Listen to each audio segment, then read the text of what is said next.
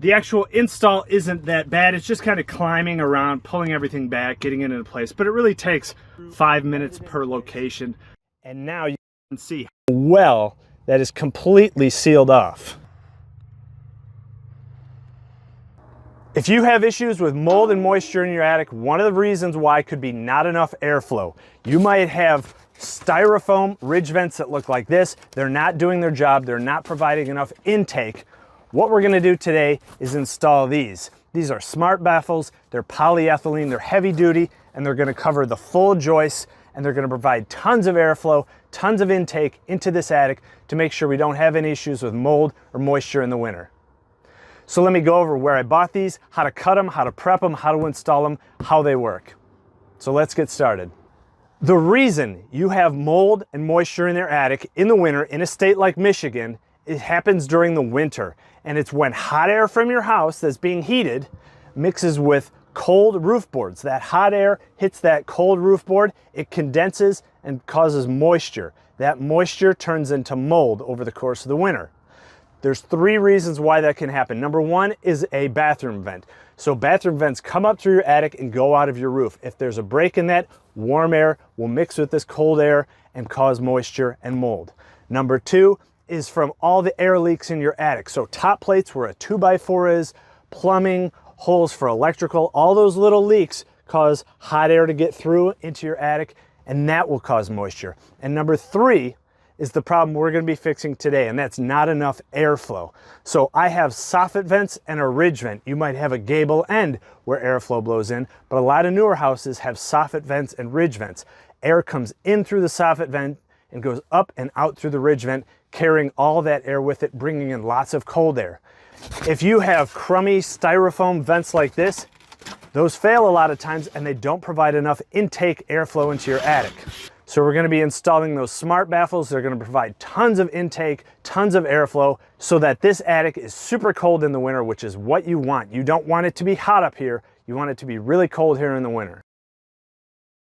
You can go online and use something what's called an attic airflow calculator. So you put in the square footage of your attic and it tells you how much airflow you should have. So air coming in and air going out. And the values it gives you are in square inches. So you put in the square footage of your attic and it tells you how many square inches of air intake should come in and air exiting through the ridge vent. I was short with the styrofoam baffles. With these, I have 2 inches by 24. I had plenty of airflow coming into the attic now, which was my problem. I wasn't having enough air coming into the attic. You want cold air coming in the winter. You want this just as cold inside your attic as it is outside during the winter. So if you're looking for attic baffles and you go on Amazon, the first thing you might see are these cheap styrofoam ones. You can buy these at Lowe's and Home Depot too. They're really cheap, they break, they're not worth it, and they don't provide a lot of airflow. Another option are ones that look just like that, but they're plastic. Those are terrible also, they get squished.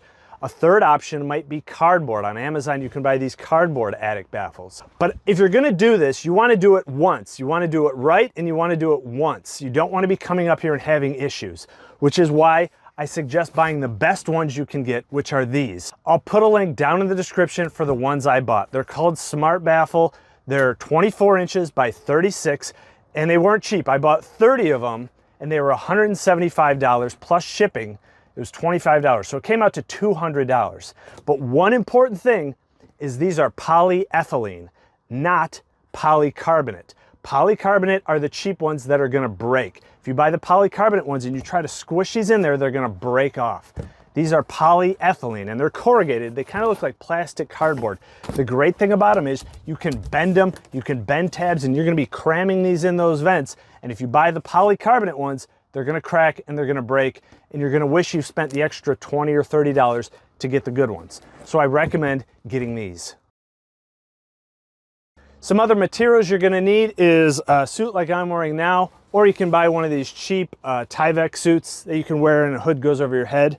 Number 2 is a good air mask, because you could see all the insulation and particulates going around. You don't wanna breathe that in, you're gonna be coughing all day. Next is a staple gun. We're gonna be stapling these in to hold them in place. And like I said, if you need to seal up some top plates, I already sealed up my top plates before I'm doing this. I use Great Stuff foam and the gun. You don't need this. I would recommend just buying the cheap one that has the nozzle on it, use it, and throwing it out. This, you have to buy the cleaner. It's a lot more work than you think. And last is a utility knife, and it's the old school ones because you just want to just put that little tip out because you're going to be scoring these baffles in order to bend them.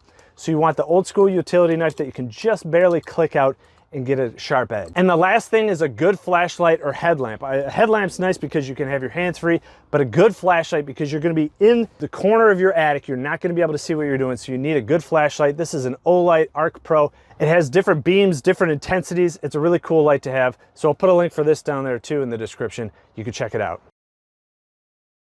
Now, the prep work you're going to need to do is score these boards because we're going to bend them. The final shape that this is going to be installed is going to look something like this. This will be on your top plate on your ceiling. This will be the vertical piece, and this will go along your roof. These come pre-scored on either side so you can bend the tabs down. And there's lots of different directions online. You can cut little tabs and do all this stuff. I found that the little tabs are not necessary. All you need to do is score a line with your utility knife. So take your utility knife, click it out one little click, and score a line about 2 inches on the bottom. That's where you're going to staple it down and seal the bottom.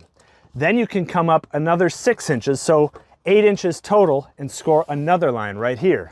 And then after you've scored it, then you can click your utility knife all the way out and cut through just up to the edge. So you have a little tab here and a little tab here, because we're going to be bending those in. That's how it's going to fit in the attic. You can do that for all of them before you even start. Do it downstairs where you have plenty of room and time. And the reason this is so good, despite getting all the airflow, is it blocks cold air from mixing with hot air at the edge of your house. This is going to completely seal off any cold air. It's going to force it to go up toward the ridge vent of your attic. With these styrofoam baffles, you're just pushing insulation up to it and air can get through and mix and cause moisture right at the edge of your attic. With this, all of the airflow is blocked. None of the airflow is mixing until it exits at the top. So we're completely sealing off everything coming in.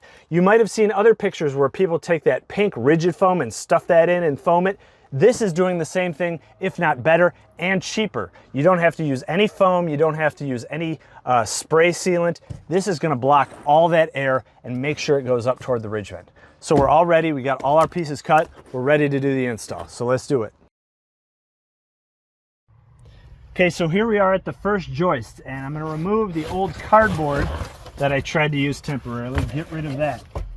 Next is I'm gonna pull back or remove all the insulation, so we have lots of room to work with.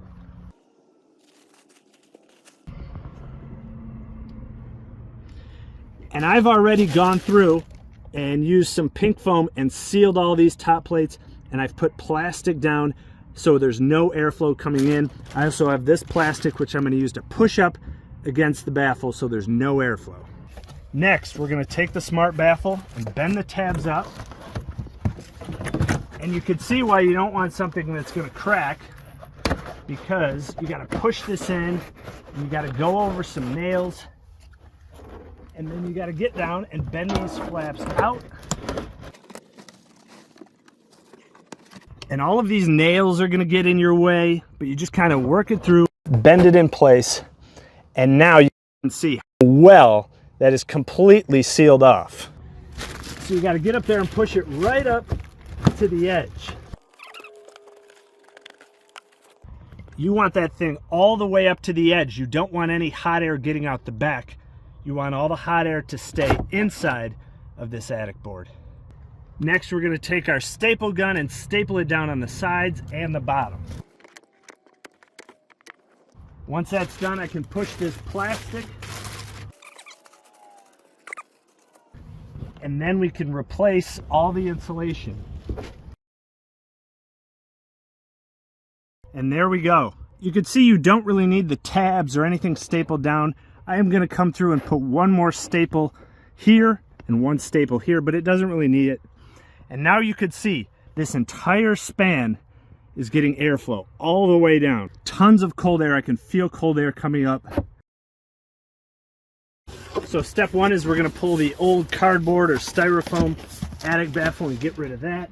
Next, we're going to come in and pull all this insulation back. We need room to work in here. And now we're ready to install the new baffles. Bend these tabs up on the side and kind of work it in between the joists. And what you do, you can slide it down into place. And then these bottom tabs, they're going to fold inward.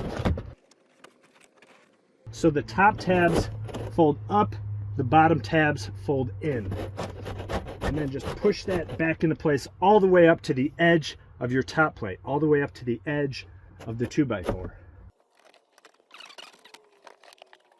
Now that's in there, but it's not all the way back. You got to really all the way back to the edge. Okay, we're all good. We're right up to the edge of that top plate. So this comes right up to the edge and the tab is down there in the front. Next, we'll take the staple gun and staple it along those tabs, those little tabs that are folded down.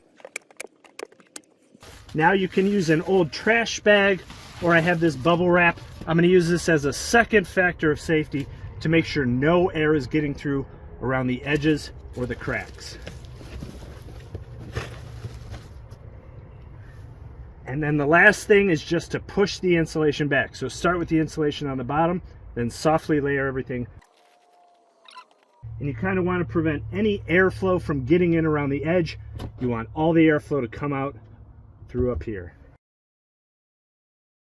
And there we go. Nothing is getting through the bottom. That whole plastic is coming up and blocking all the airflow. All that cold air is coming out the top and going right up to your ridge vent. You can also staple these edges in place. I've seen in the instructions you can fold and cut these little tabs. I found they don't really need it. They kind of stay in place just fine. But I might come back and put one staple here and one staple here just to hold it up into place. But it should be good just like that. The actual install isn't that bad. It's just kind of climbing around, pulling everything back, getting it into place. But it really takes 5 minutes per location. Just plan on doing maybe 10 a day and then 10 another day. But since installing these baffles, we haven't had an issue with the high humidities up in the attic. We're getting lots of air and we're getting rid of that issue with mold and moisture in our attic. So I hope this helps. Thanks.